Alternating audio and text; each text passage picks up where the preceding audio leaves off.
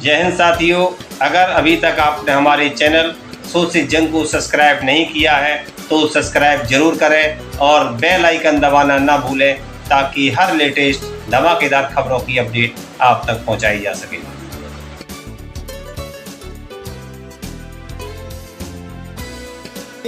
माननीय दिग्विजय सिंह जी प्लीज, आपने बोलिए प्लीज हो गया। नो पॉइंट ऑफ ऑर्डर, आपने बता दिया, प्लीज।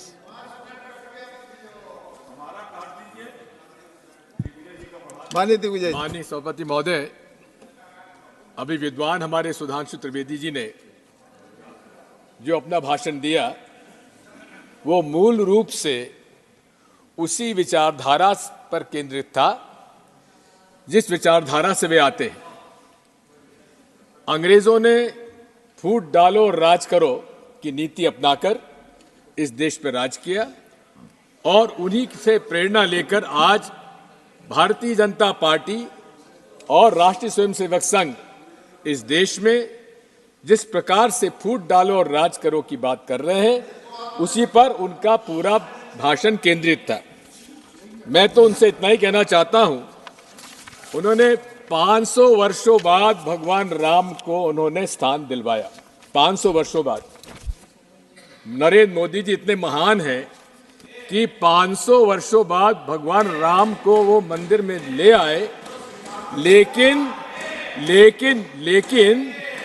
नीरव मोदी जैसे लाखों करोड़ रुपए लेकर भागे हुए लोगों को वापस नहीं ला पाए। ये लोग कहां हैं? वो लोग जो आपने वादा किया था कि काला धन वापस लाएंगे, भगोड़ों को वापस लाएंगे, कहां है वो आप? बात वही है, इन्होंने केवल अपने पहले हिंदू मुसलमानों को बांटा, अब भगवान राम के भक्तों को आप बांट रहे हैं। ये मैं आपसे कह देता हूं, मैं आपसे कह देता हूं, सीट पर बैठ कर ना बोले। सभापति महोदय, अब मंदिर वहीं बनाएंगे, मंदिर जहां बाबरी मस्जिद तोड़ी वहां नहीं बनाया, वो जहां कांग्रेस पार्टी ने भूमि अधिकृत की थी और जहां शिलान्यास कराया था वहां मंदिर का निर्माण कराया है। इनका वही मंदिर वहीं बनाएंगे का कारण यह था कि जब तक मस्जिद नहीं टूटेगी तब तक इनका उद्देश्य पूरा नहीं होगा। यही भारत जोड़ो यात्रा हम लोगों ने नफरत छोड़ो भारत जोड़ो का संदेश लेकर राहुल गांधी आज यात्रा कर रहे हैं। माननीय सभापति महोदय, हमेशा नरेंद्र मोदी जी कहते हैं सबका साथ, सबका विकास, बाद में जोड़ा सबका विश्वास और अब कह रहे हैं सबका प्रयास। मैं तो आपसे अनुरोध करना चाहता हूं, हर पहलू पर मोदी जी विफल हुए हैं। हां, इन्होंने बहुत सारी सफलताओं का उल्लेख किया है, लेकिन वो सारी योजनाएं जिन पर ये सफलता का श्रेय ले रहे हैं, ये सारी योजनाएं कांग्रेस पार्टी के द्वारा प्रारंभ की जा रही योजनाएं थी जिनको अलग अलग नाम दे दिया गया। जनधन की बात की, जनधन का नाम बदला गया, लेकिन छोटे छोटे खातेदारों का खाता खुलवाने की शुरुआत कांग्रेस पार्टी ने की थी। मैं आपसे कहना चाहता हूं कि ये बात सबका साथ, सबका विकास की बात करते हैं, लेकिन सर ये कुछ का साथ, कुछ का विकास और कुछ का विश्वास, इससे ज्यादा नहीं बढ़ पाए, क्योंकि ये बड़े नतीजों की बात करते हैं, 200 पार, 300 पार, लेकिन प्रतिशत वोट 40% से कम आते हैं। इसलिए कहां से कह दिया सबका साथ, सबका विश्वास? विश्वास माननीय सभापति महोदय तब होगा जब इस देश के हर वर्ग, हर धर्म के पालन करने वालों लोगों का ये विश्वास अर्जित करेंगे। इन्होंने डॉक्टर मनमोहन सिंह जी के बारे में एक बिल्कुल असत्य बयान दिया है। उन्होंने कभी नहीं कहा जिस बारे में इन्होंने उनका उल्लेख किया है। मैं आपसे कहना चाहता हूं, नरेंद्र मोदी जी के 3 ब्रह्म अस्त्र हैं, 3 हथियार हैं। पहला अस्त्र है ईवीएम, दूसरा हथियार है धर्मांधता और तीसरा हथियार है ED, IT, CBI, NIA. Bharat विश्व का सबसे बड़ा लोकतंत्र है, मदर ऑफ डेमोक्रेसी कहा जाता है, लेकिन सफल लोकतंत्र के लिए निष्पक्ष माननीय चुनाव आयोग आवश्यक है। आज मैं आपसे कहना चाहता हूं कि लोगों के मन में एक ईवीएम के बारे में विश्वास कम होता जा रहा है। प्रदर्शन हो रहे हैं। 28 पॉलिटिकल पार्टीज ने कुछ प्रश्न चुनाव आयोग के सामने रखे। नरसिम्हा जी हमारे बैठे हुए, इन्होंने खुद ने किताब लिख डाली थी। मैं आपसे कहना चाहता हूं कि क्या चुनाव आयोग का आज व्यवहार निष्पक्षता से है क्या? 28 राजनीतिक दलों ने उनसे मिलने का समय मांगा। 6 महीने में माननीय चुनाव आयोग को 28 पॉलिटिकल पार्टी से मिलने का समय तक नहीं मिला। हम ऐसे चुनाव आयोग पर कैसे भरोसा करेंगे? मैं आपसे कहना चाहता हूं कि एक तरफ जहां उच्चतम न्यायालय ने अपना सुझाव भेजा कि चुनाव आयोग के सदस्यों के चयन के लिए माननीय मुख्य न्यायाधीश उच्चतम न्यायालय के उनको भी उसका समिति का सदस्य बनाया जाए, लेकिन प्रधानमंत्री जी को रास नहीं आया और उन्होंने यहां से बिल पास करा लिया। जब सारे विपक्ष के संसद सदस्यों को उनको उन्होंने निष्कासित कर दिया था। और क्या किया कि प्रधानमंत्री जी के अलावा प्रधानमंत्री जी द्वारा मनोनीत मंत्री भी उसका सदस्य होगा। इसका मतलब कि 3 सदस्यों में 2 जब प्रधानमंत्री जी द्वारा होंगे तो उससे क्या उम्मीद की जाए? और यही नहीं है, आज ये बात साफ हो गई है कि बीईएल के अंदर 4 डायरेक्टर्स, इंडिपेंडेंट डायरेक्टर्स की नियुक्ति किनकी हुई है? भारतीय जनता पार्टी के लोगों की। सभापति जी महोदय, हमारी मांग क्या है? आज कंप्यूटर साइंस इतना आगे बढ़ चुका है कि हमारा जो मकसद है वोट डालने का, क्या वो उसका निर्णय हमको मिलता है क्या? आज सॉफ्टवेयर निर्णय करता है कि आपको मशीन क्या नतीजा देती है। हमारी मांग क्या है? हमारी मांग यह है कि माननीय चुनाव आयोग को वो सॉफ्टवेयर पब्लिक डोमेन में लाना चाहिए। हमारी क्या मांग है?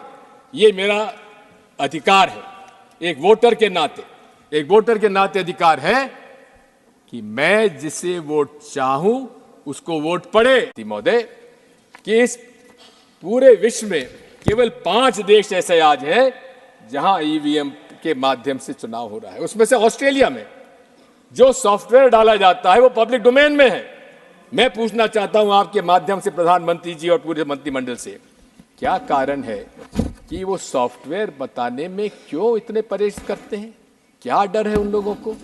आज जब मांग उठ रही है जनमानस में कि चारों तरफ से कि हमें ईवीएम नहीं चाहिए, उस समय पूरे देश में ईवीएम का प्रचार करने के लिए चुनाव आयोग प्रदर्शन कर रहा है। अरे, हमें प्रदर्शन करने की आवश्यकता नहीं है। आप हमारी बात इतनी सी मान लीजिए, या तो आप बैलेट पेपर से चुनाव कराइए, जो 2018 में कांग्रेस पार्टी ने एआईसीसी रेजोल्यूशन में अपना मत रखा था, उस पर हम आज भी कायम हैं। और यदि आपको ईवीएम से इतना ही प्रेम है तो आप हमारे हाथ में वीवीपैट स्लिप जब नीचे गिरती है तो उसको हमारे हाथ में दे दीजिए और हम जाकर मतपेटी में डाल देंगे। इसमें क्या ऐतराज होगा? माननीय अध्यक्ष महोदय, सभापति महोदय, मैं आपसे इतना अनुरोध करना चाहता हूं कि दूसरा हथियार इनका धर्मांधता का है।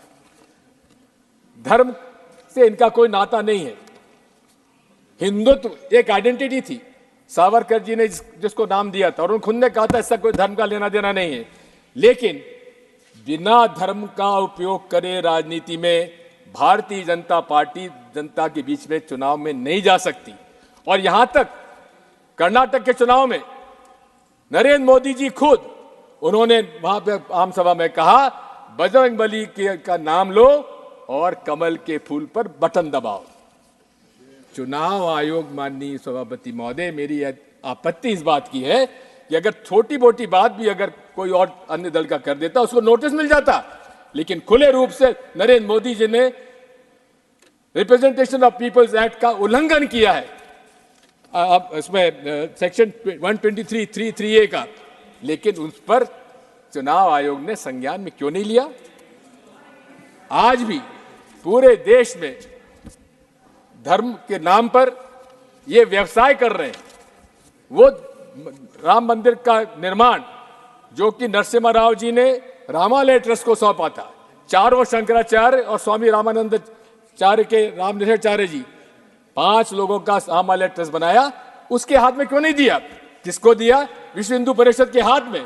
और विश्व हिंदू परिषद के हाथ में देकर निर्मोही अखाड़ा जो पूरे तरीके से 10 मिनट नहीं 5 मिनट तक हो गए, जो हमारे पास सूचना थी वो 10 मिनट के लिए। सर देखिए, आपने देखिए मेरी इस बारे में सर, मेरी आप 5 मिनट का समय और दीजिए, 2 बातें मुझे और करना है। आपको 5 मिनट दिया गया था, ऑलरेडी 10 मिनट हो गए हैं। 5 मिनट समय तय था आपके लिए। देखिए बात यह है, आप कौन? बात यह है, हमारे अब कोई समय ही नहीं है। हमारे लीडर ऑफ ऑपोजिशन का समय हमारे इसमें नहीं रखा जाना चाहिए, क्योंकि वो उनका अधिकार है। अभी जो नियम तय है उसी के अनुसार चलेंगे। प्लीज आप कंक्लूड करें। मैं आपसे कहना चाह रहा था कि पीपल्स रिप्रेजेंटेशन एक्ट का वायलेशन हो रहा है, उस पर कोई संज्ञान में नहीं लिया जा रहा है। मैं आपसे इतना कहना चाहता हूं कि आज तीसरा हथियार इनका है ईडी, आईटी, सीबीआई, एनआईए का। इसमें मोदी जी को कहते हैं मेरी गारंटी, मोदी गारंटी का एक आपको उदाहरण देना चाहता हूं। भोपाल के अंदर उन्होंने भाषण में कहा कि मेरी मोदी गारंटी, ये महाराष्ट्र के नेता, उन पर 70,000 करोड़ का घोटाला है, उनको मैं जेल भेजूंगा। लेकिन 3 दिन बाद क्या हुआ सभापति महोदय? जेल भेजने के बजाय उनको मुख्यमंत्री बना दिया गया। देवेंद्र फडणवीस कहते थे दादा चक्की पीसिंग, आज दादा जेल में नहीं, महाराष्ट्र के मंत्रालय में बैठकर मोदी जी गारंटी कर पीसिंग कर रहे हैं। मैं आपसे कहना चाहता हूं कि पूरी तरह से Bharatiya Janata party anti poor है, शुरू से रही है, कोई नई बात नहीं है। पूरे कॉर्पोरेट्स के पक्ष में इनका पूरी रही है पूरा। और इसीलिए कि हमारे जो डायरेक्टिव प्रिंसिपल्स में असमानता दूर करने का निर्णय था, उससे अलग अमीर और गरीब का असमानता बढ़ती चली जा रही है। मैं आपसे कहना चाहता हूं, इसके बहुत सारी बातें हैं। और इसी के साथ साथ हमारे पूरे देश में जर्नलिस्ट, एक्टिविस्ट, जो वो लोग हैं, उनको जेल भेजा गया। I'll take 2 minutes more. No, sir. 2 minutes. Please, 2 minutes more. Sir, 2 minutes. I've already given you please, 12 minutes. Conclude. Sir, I had spoken to chairman, sir. Sir, मैं उसके तहत ही समय दे रहा हूँ already.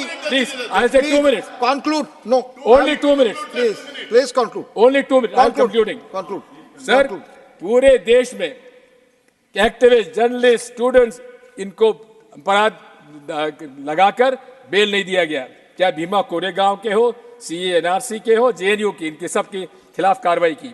मैं आपसे अंत में एक ही बात कहना चाहता हूं, इस देश एनडीए के अलायंस पार्टनर्स, बीजेपी के जो अलायंस पार्टनर्स हैं, उनके लिए मेरी एक जो कविता 1940 में लिखी गई थी, उसमें पढ़ के वो उसी में खत्म करें। वो पेस्टर मार्टिन न्यूमैन ने लिखी थी, first they came for the socialist and I did not speak out because I was not a socialist. Thank you. Then they came for communists. I was not a communist because I was not a communist, so I did not speak out. Thank you.